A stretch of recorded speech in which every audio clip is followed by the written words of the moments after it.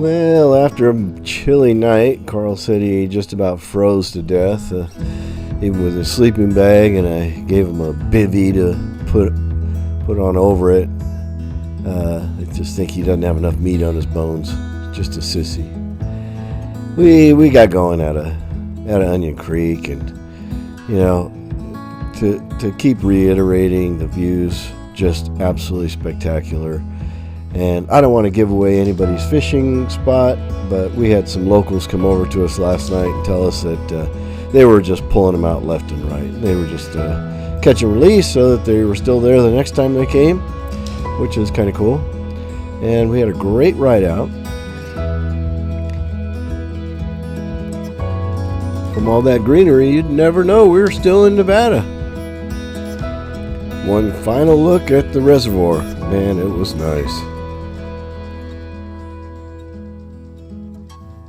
Here we were going down the mountainside, and just an absolutely spectacular road. I know I probably said it before, but man, this was one of the best roads we had been on so far. I would have loved to have just let it keep going, but everybody starts complaining my videos get too long. So we're going to ride along for a second just so you can enjoy a little bit of it.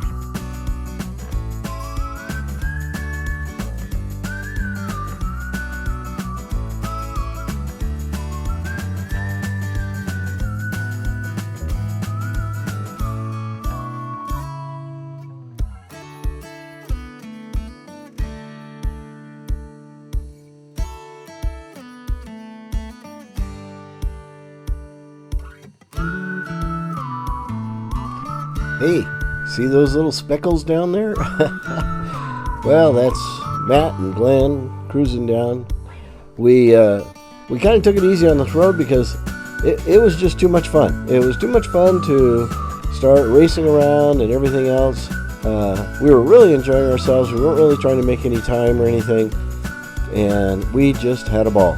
I don't even know when we got down to the end.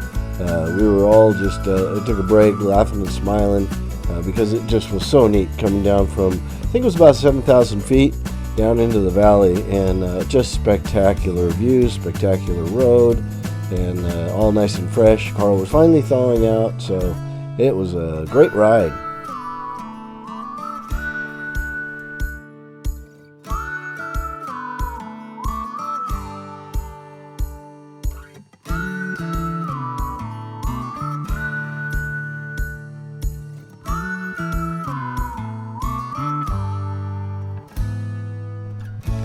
Once we got back down into flatlands, we hit another one of these graded gravel roads, and even though it looks kind of boring, they're a lot of fun. You get to let go a little bit and get to pick up the speed, let that back end sliding around a little bit, and it really makes you feel like you're in command.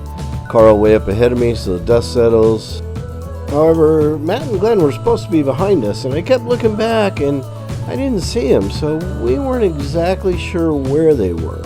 And we got up a little ways, and it didn't look like this was headed toward any kind of gas station, and Carl saw his gas was getting really low. So we turned around, we went back to a gas station and got him some gas. We flew right by Matt and Glen, who were checking out a hot springs. And I guess Glen went flying down the road and took a little spill. Carl and I didn't even know it because we had never seen them. They were off to the side. Anyway, once we got gas, we went back up in on that road and back up through the hills and kind of regrouped and everything. Absolutely spectacular road here going down in the valley. However, Glen wasn't doing so great, and unfortunately I don't have any video of any of that, but yeah, he had kind of cracked up a couple ribs or something, and his bike got a little bit busted up, which was really too bad. Unfortunately, he just wasn't on top of it, and by the end of the day was hurting pretty good.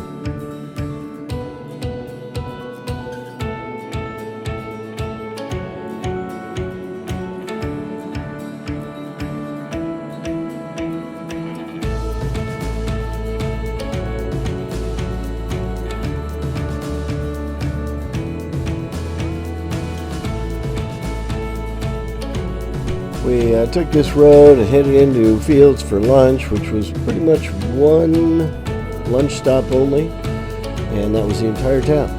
From there, we head up on some tarmac, ended up in French Glen, which was a cute place. We stopped for a little bit, and then eventually ended up at Hotel Diamond, which was absolutely super cool. The people there that owned it told us all about the history and the ranch itself, and why there was so dang many mosquitoes. My God, those things just ate us to pieces.